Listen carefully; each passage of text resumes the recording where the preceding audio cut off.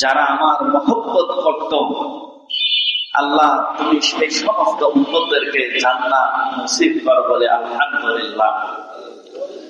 সেই দিন বিশ্ব নবী একমাত্র সুপারিশের যোগ্য হবে, তাছাড়া এমন কোন নবী নাই সেই দিন সুপারিশ করবে। শুরুতে আমরা একটি হাদিস তাওহীদ সম্পর্কে যে আলোচনা চলতেছিল, তাওহীদ সম্পর্কে আমি কোরআনের আয়াত দিয়ে অনেক কথা বলেছি, আজকেও বলবো। আমরা তার আগে কয়েকটি হাদিস আমরা শুনি। হযরতে আবু হুরায়রা রাদিয়াল্লাহু তাআলা থেকে বর্ণিত, তিনি বলেন রাসূল সাল্লাল্লাহু আলাইহি ওয়াসাল্লাম বলেছেন, মানুষ নানা বিষয়ে পরস্পর আলোচনা করতে থাকে, শেষ পর্যন্ত সে বলে বসে, আল্লাহ তো গোটা সৃষ্টি জগৎ সৃষ্টি করেছেন, কিন্তু আল্লাহকে কে সৃষ্টি করেছে?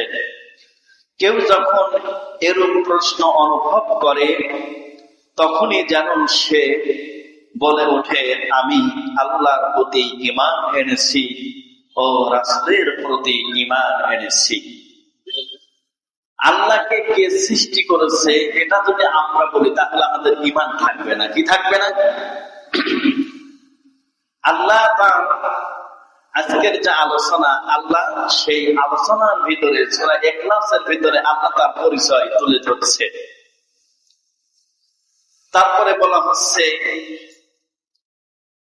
এটা হচ্ছে বুখারী শরীফ ও মুসলিম শরীফের হাদিস। ইমরান ইবনে হুসাইন রাদিয়াল্লাহু তাআলা থেকে বর্ণিত, তিনি বলেন, একদা আমি রাসূল সাল্লাল্লাহু আলাইহি ওয়াসাল্লামের দরবারে উপস্থিত ছিলাম। তিনি বললেন, সর্বপ্রথম শুধু আল্লাহ ছিলেন, তার পূর্বে আর কিছুই ছিল না। তখন তার আরশ ছিল পানির উপর উপস্থিত স্থাপতি। অতঃপর তিনি আসমান ও জমিন সৃষ্টি করলেন এবং লাউহে মাহফুজে সব কিছু আল্লাহ লিপিবদ্ধ করে রাখলেন। সূরা বুরুজের ভিতরে লাউহে মাহফুজ একটা আয়াত আছে, আছে না? সবকিছু লিপিবদ্ধ করা হয়েছে লাউহে মাহফুজে। তারপরে আল্লাহ রাব্বুল আলামিন বিশ্ব নবী যখন দুনিয়াতে আসলেন, কোরআনের আনিত বাণী যখন মানুষের মাঝে যখন প্রচার করা শুরু করে দিলেন, এক শ্রেণীর মানুষ আল্লাহর কোরআন তারা শোনা মাত্র রাসূলের প্রতি তারা ঈমান আনলেন, আর এক শ্রেণীর মানুষ কোরআন শোনার পরও তারা রাসূলের প্রতি ঈমান আনে নাই। হযরতে আবু হুরায়রা রাদিয়াল্লাহু তাআলা থেকে বর্ণিত, তিনি বলেন, রাসূল সাল্লাল্লাহু আলাইহি ওয়াসাল্লাম বলেছেন, আল্লাহ তাআলার 99টি নাম আছে। কয়টি নাম আছে? 99টি নাম। আমাদের যে আমপারা যে কায়দাগুলো আছে, দেখেন শেষের যে পৃষ্ঠাগুলো, সেখানে আল্লাহ 99টি নাম আছে। গোটা কোরআনের ভিতরে আল্লাহ 3500-এরও বেশি নাম আছে। কোথায় কত বলা হয়েছে 5500 নাম আল্লাহরই আছে। হাদিসটি বলছে হযরতে আবু হুরায়রা রাদিয়াল্লাহু তাআলা থেকে বর্ণিত, তিনি বলেন, রাসূল সাল্লাল্লাহু আলাইহি ওয়াসাল্লাম বলেছেন, আল্লাহ তাআলা 99টি তথা কম 100 নাম রয়েছে, যে সেগুলোর নামে যে হেফাজত করবে, ওই নাম সে পছন্দ করবে এবং সে ওই নামটা ধরে আল্লাহর কাছে এবং আল্লাহর কাছে পানাহান এবং ওই নামটার সে আমল করবে, সে ওই নামের ওসিলায় আল্লাহ তাকে বেহেশতে প্রবেশ করাবেন। সুবহানাল্লাহ। নাম আছে কয়টা? আল্লাহ নামের ভূমিকার শুরুতে নাম হলো আল আসমাউল হুসনা। নাম কি? আল আসমাউল হুসনা।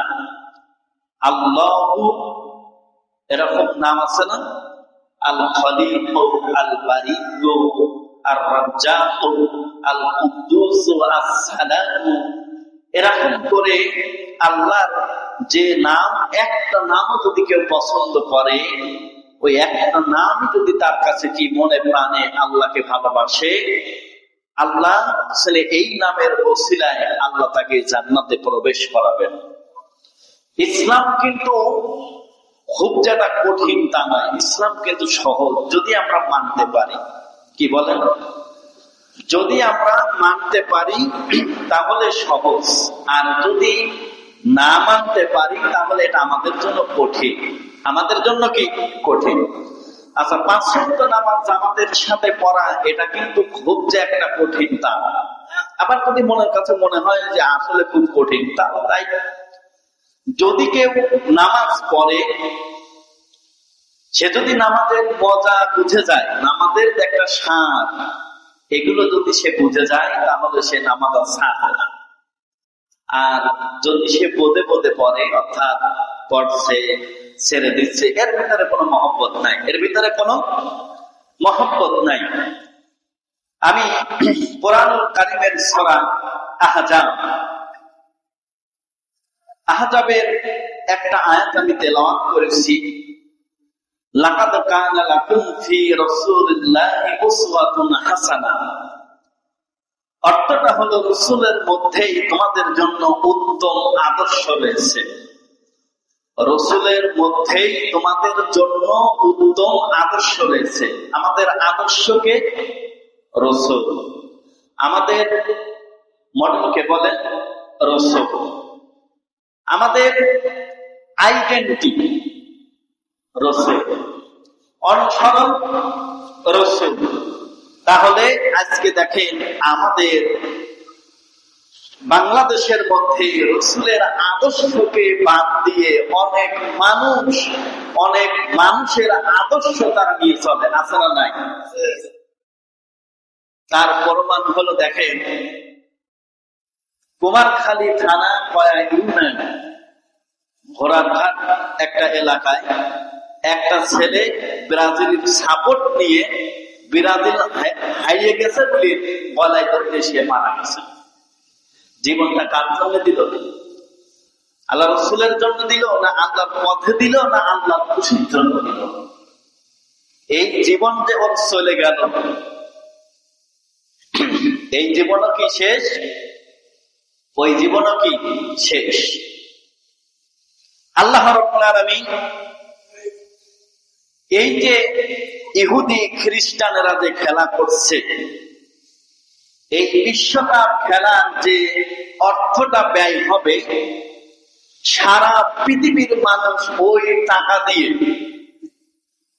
টাকা দিয়ে আপনার একবার খাবে, ঘোরা যাবে, আবার খাবে, এরকম 5 বার খাবে সারা পৃথিবীর মানুষ। এত পরিমাণ ওখানে টাকা খরচ করে।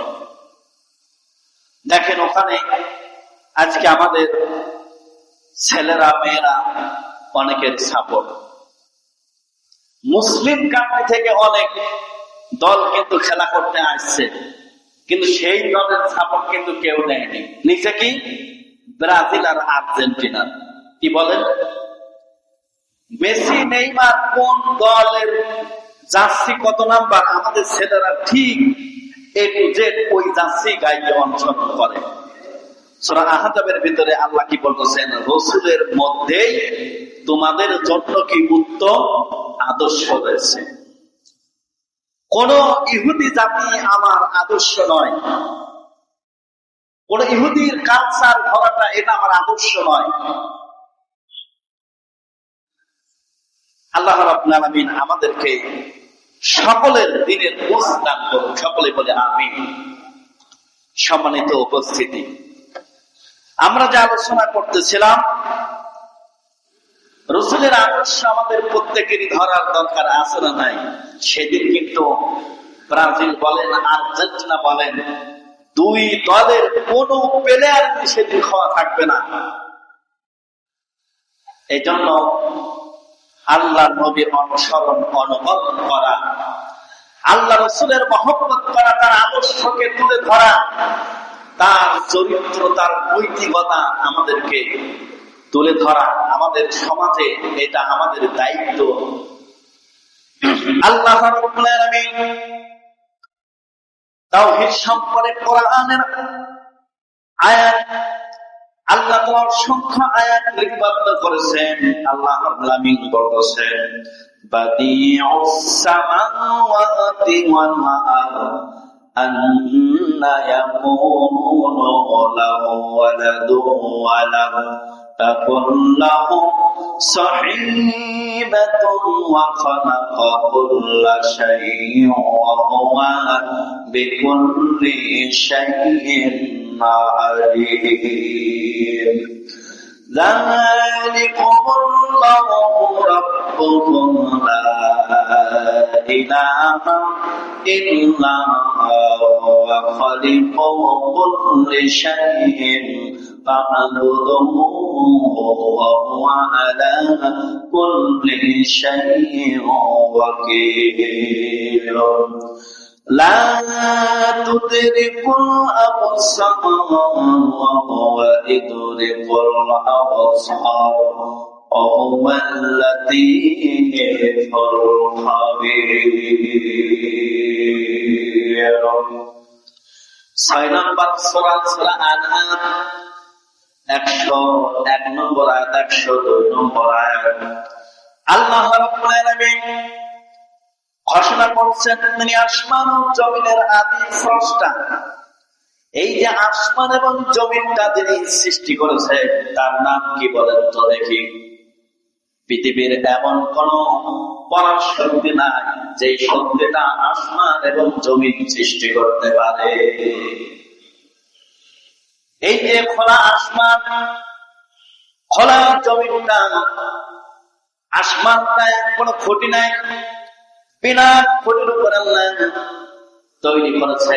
পৃথিবীর এমন কোন মানুষ নাই এরকম একটা তৈরি করতে পারে, বলেন ঠিক না? একটা ঘর তৈরি করতে গেলে কতগুলো খুঁটি লাগে, কিন্তু আল্লাহ এই আসমানটা বিনা খুঁটির উপরে আল্লাহ তৈরি করে রেখেছে। তাহলে আসমান এই জমিনের মালিক আল্লাহ। আসমান জমিনের মালিক কে? আল্লাহ রাব্বুল আলামিন। কি রূপ আল্লাহ? আল্লাহ পুত্র হতে পারে অথচ তার কোনো স্ত্রী নেই, তিনি সব কিছু সৃষ্টি করেছেন, বলেন সুবহানাল্লাহ। আল্লাহর কোন পুত্র, আল্লাহর কোন স্ত্রী নাই, এটা যদি কেউ বলে তাহলে সে ঈমান হারাবে যাবে। কি হয়ে যাবে বলেন? আল্লাহ রাব্বুল আলামিন তারপরে বলেছেন তিনি সব বস্তুর সম্পর্কে অবগত, তিনি আল্লাহ আমাদের প্রতিপালক, তিনি ছাড়া কোনো ইলাহ নেই, তিনি সব কিছুর স্রষ্টা। সুতরাং তোমরা তার ইবাদত করো, তিনি সব কিছুর উপরে তত্ত্বাবধায়ক। কারো দৃষ্টি তার প্রত্যক্ষ করতে পারে না, কিন্তু সকল কিছু তার দৃষ্টির আয়ত্তে, তিনি অতিশয় সুদক্ষ এবং সৌভাগ্য, বলেন সুবহানাল্লাহ। গোটা পৃথিবী তার আওতায়, গোটা পৃথিবী কি তার আয়ত্তে। কোথায় কি হচ্ছে এটা আমরা যদি বলতে না পারি, কিন্তু আল্লাহর চোখে এটা সব কিছু কি করা আছে। আমরা যত বড় অন্যায় করি আসমান এবং জমিনের মধ্যে, এটা কেউ না দেখলে কে দেখে বলে? আল্লাহ। মুসা আলাইহিস সালামের জামানায় বনী ইসরাঈল জাতি মুসা আলাইহিস সালামের উপরে কিছু সংখ্যক মানুষ ঈমান আনলো, তাওরাতের প্রতি তারা বিশ্বাস করলো, তাওরাতের প্রতি তারা ঈমান আনলো। বনী ইসরাঈল জাতির কিছু মানুষ তারা আল্লাহকে অস্বীকার করলো, মুসাকে অস্বীকার করলো। মুসাকে তার নবী হিসাবে মানবে না। আল্লাহর পক্ষ থেকে আল্লাহ রাব্বুল আলামিন আয়াত নাযিল করলেন, নির্দেশ জারি করে দিলেন।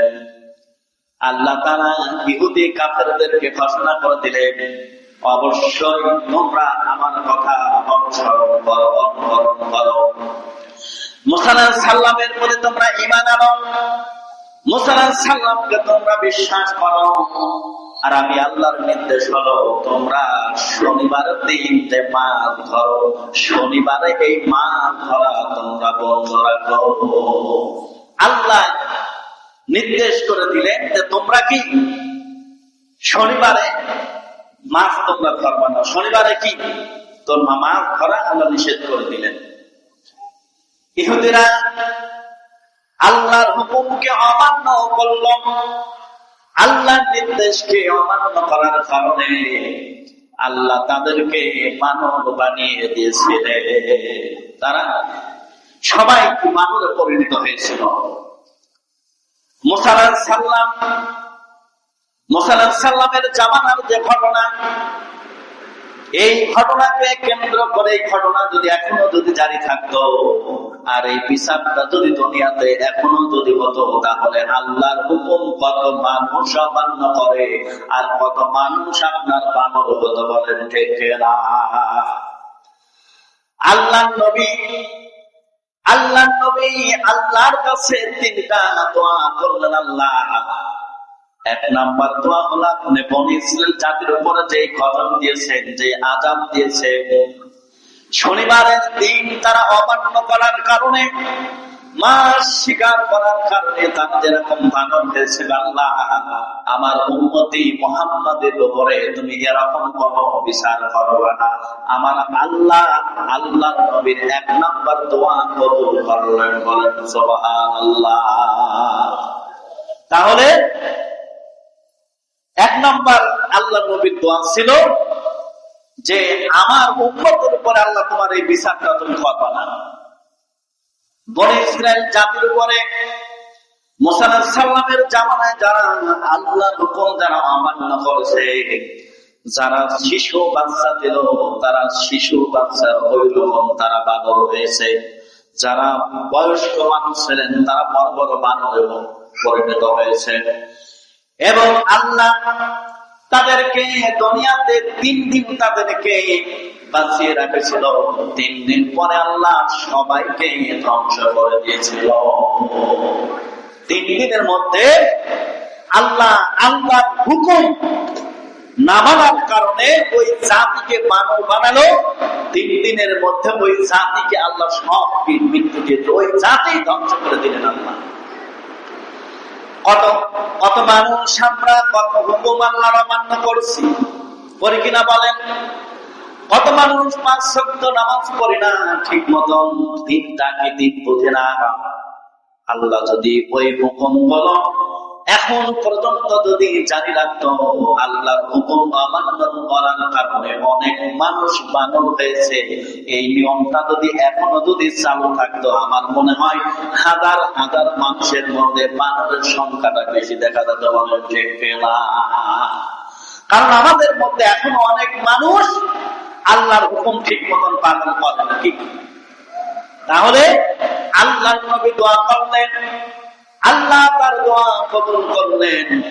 আল্লাহ তাআলা তারপরে বলতেছেন, গোটা পৃথিবীতে যা কিছু আছে সব কিছু আমি আল্লাহর স্বেচ্ছায় অবনত হয়। নবীরা পর্যন্ত স্বেচ্ছায় যে কান্না করেছেন, বলেন সুবহানাল্লাহ। নবীরা স্বেচ্ছা দিয়েছেন, কান্নাকাটি করেছেন। কিন্তু দেখেন আমরা স্বেচ্ছা করি, আমাদের ভিতরে এই চিন্তা তৈরি হয় না। কি বলেন হয়? কোরআনুল কারীম যখন তেলাওয়াত করেন, কোরআনুল কারীমের তেলাওয়াত শুনে পিছনে মুসল্লিরা কান্নাকাটি করে, আর আমার দেশের মুসল্লিরা কিছুই বলে না, কারণ তারা তো কোরআনই বলে না। ইমাম কোরআন তেলাওয়াত করলে কোন জায়গা জাহান্নামের আয়াত, কোন জায়গা জান্নাতের আয়াত কেউ বোঝে না, ঠিক কিনা? কেউ বোঝে না। আল্লাহ তাআলা বললেন, যখন নবীরা কোরআন তেলাওয়াত করেছে, নবীদের পিছনে যখন সাহাবীরা নামাজ পড়েছে, হাওমাও করে সাহাবীরা নামাজের ভিতরে প্রস্তুত হয়ে কাঁদে। তাহলে এই কান্নাটা আমাদের ভিতরে আসে না, তার মানে কি আমরা তো কোরআন বুঝি না। কোরআনটা যদি আমরা বুঝতাম, কোরআন যদি আমরা বিশ্বাস করতাম, জাহান্নামের আয়াত শোনা মাত্রই আমার কলিজার ভিতরে কেঁপে উঠত, চোখে পানি আসতো। কিন্তু আজকে আমরা শুধু শুনি, অনেকেই কোরআনটাকে বুঝে না। আমাদের এই কোরআনটা বুঝতে হবে। তাহলে আল্লাহ তাআলা বলছেন যে এই পৃথিবীতে যা কিছু আছে সবকিছু আল্লাহ সৃষ্টি করেছে, সবকিছু আল্লাহর আয়াতে কি বলেন? কোন মানুষ কোথায় কি গুনাহ করছে সব আল্লাহ, সেটা কি আল্লাহ রেকর্ড, সিসি ক্যামেরা সব আছে। আল্লাহ 1500 বছর পরেও বান্দার ওই গুনাহটা দেখাই দেবে, ঠিক কিনা বলেন? তাহলে আমরা যে কত গুনাহ করছি, আমাদের এই গুনাহগুলো আল্লাহ দেখাতে পারবে কিনা বলেন? অবশ্যই পারবে। আল্লাহ তাআলা তারপরে বললেন, লাহু মুলকুস সামাওয়াতি ওয়া মা ফিল আরদ ওয়া হুয়াল আলিয়্যুল আযীম। আসমানে ও জমিনে যা কিছু আছে তা তারই। তিনি সর্বোচ্চ এবং সর্ব অপেক্ষমান মহান আল্লাহ। আল্লাহ রাব্বুল বলছেন, আসমান জমিনের গোটা সবকিছুর মালিক আমার আল্লাহ। এই জমিনে যা আছে সবই কার? আল্লাহ। কিন্তু জমিনটা নিয়ে আমরা কিন্তু অনেক মারামারি, খুন খারাপি, অনেক কিছু আমরা করছি কিনা বলেন? কিন্তু দেখেন, মারা গেলে সব কিছুই কি আমাদের করে থাকবে, আমরা কিচ্ছু নিয়ে যেতে পারবো না। এই টাকা পয়সা, ব্যাংক ব্যালেন্স, ধন দৌলত, সোনা দানা সব করে থাকবে। কিন্তু দেখেন, যত পর্যন্ত আমরা জীবিত থাকবো এগুলোর লোভ কেউ সামলাতে পারবে না। তাহলে গোটা আসমানের জমিনের মালিক আল্লাহ। আমি আমার দেহটার মালিকও কি আমি না? আমার যে এই পুরাটা বডি, এই বডিরও মালিক কি আমি না? এই বডিটার মালিক কে? আল্লাহ। আমি আমার নিজের বলতে আমার কিছুই নাই, আমার নিজের বলতে এই দুনিয়াতে কিছু নাই। যিনি আসমান ও জমিনের স্রষ্টা, সবকিছুর মালিক হলেন তিনি, ঠিক কিনা বলেন? তাহলে বলেন, আমার কি আছে? আপনি বলেন যে আমার এটা আছে। আমার কিচ্ছু নাই, আমার বলতে কিচ্ছু নাই। হ্যাঁ, আমার একটা জিনিস থাকতে পারে, যদি আমার সঠিক আমল যদি থাকে, তাহলে ওইটাই হলো আমার। ওইটাই কি? ওইটাই আমার। আর যা আছে সব আল্লাহ পাকের, যা আছে সব কার? আল্লাহ। তাহলে আমার বলতে কিছুই নাই। আমার বলতে কি? কিছুই নাই। আমি মারা যাবো, আমার সবকিছু শেষ হয়ে যাবে, আমি কিচ্ছু নিয়ে যেতে পারবো না। পারবো বলেন? তারপরেও কিন্তু আমার লোভ লালসার কমতি নাই। কথা বলেন। আল্লাহ তাআলা তারপরে বললেন, ওয়ালিল্লাহি মুলকুস সামাওয়াতি ওয়াল আরদি ওয়া ইলাল্লাহিল মাসির। আসমান এবং জমিনের সার্বভৌমত্বের মালিক হলেন আল্লাহ। আসমান জমিনের সার্বভৌমত্বের মালিককে আল্লাহ। গোটা কুল কায়নাতের মালিক আল্লাহ। এই জমিনে যদি একটা সুইয়ের মাথা উঠতে পরিমাণ, সেটাও আল্লাহ, ঠিক কিনা বলেন? একটা সুই আমার না, একটা সুসের মাথাও কি এই জমিনে আমার না, কিন্তু আমি আমার দাপটেই চলি, ঠিক কিনা বলেন? মারা গেলে সব করে থাকবে। আল্লাহ তাআলা বলেন, তার দিকে সকলকেই ফিরে যেতে হবে। সার্বভৌমত্বের মালিক যে আল্লাহ, গোটা পৃথিবীর মানুষ সবাই ওই আল্লাহর কাছে ফিরে যেতে হবে। যত সুন্দর বাড়ি করেন না কেন, যত সুন্দর গাড়ি করেন না কেন, থাকার জায়গাটা যত সুন্দর করেন না কেন, শত ইচ্ছা থাকলে সেই দিন, যেদিন আজরাইলের ডাক চলে আসবে, ওই দিন কেউ থাকতে পারবে না। আমাদেরকে আল্লাহর কাছে সকলকেই ফিরে যেতে হবে, ঠিক কিনা বলেন? তাহলে এই ফিরার আগে আমাদেরকে সবাইকে সচেতন হওয়ার দরকার আছে না নাই? সংশোধন হওয়ার দরকার আছে না নাই? আল্লাহ আমাকে এই দুনিয়াতে তামাশা করার জন্য পাঠাই নাই। আল্লাহ আমাকে এই দুনিয়াতে খাওয়া পাঠাই নাই। আল্লাহ আমাকে উদ্দেশ্য করে এই দুনিয়াতে পাঠিয়েছে, বান্দা যেন তার ইবাদত করে, বান্দা যেন তার গোলামি করে, বান্দা যেন সর্ব অবস্থায় সর্বক্ষণ আল্লাহর হুকুম যেন পালন করে। এই জন্য আল্লাহ আমাকে দুনিয়াতে পাঠিয়েছেন। অন্য কারোর গোলামি করার জন্য এই দুনিয়াতে আমরা আসি নাই। মানুষে মানুষের গোলামি করবে না, একমাত্র গোলামি করবে কার? এই জন্য আল্লাহ আমাদেরকে দুনিয়াতে পাঠিয়েছে। আবার শেষ একটা সময় আসবে, যেমন পৃথিবীটা শুরু হয়েছে, এই পৃথিবী এমনি এমনি একদিন থেমে যাবে, শেষ হয়ে যাবে। সেই দিন সকলকে আল্লাহর কাছে ফিরে যাওয়া লাগবে। কেউ তার শত শক্তি দিয়ে টাকা দিয়ে চেষ্টা করেও কেউ এই দুনিয়াতে টিকে থাকতে পারবে না। সবাইকে যদি ফিরে যেতে হয়, তাহলে সেখানে যে আমরা ফিরে যাব, সেখানে যাওয়ার জন্য আমরা কি নিয়ে যাচ্ছি, কি ইনভেস্ট করলাম, কি পুঁজি আমার আছে, এটা সেদিন আল্লাহ আমার এই আমলটা, সেদিন পুঁজিটা আমরা কি করেছি, সেদিন আল্লাহ এটা দেখবে। কারণ দুনিয়াতে আমি হায়াত পেয়েছি 30 বছর, 35 বছর, 40 বছর, 60 বছর, 100 বছর।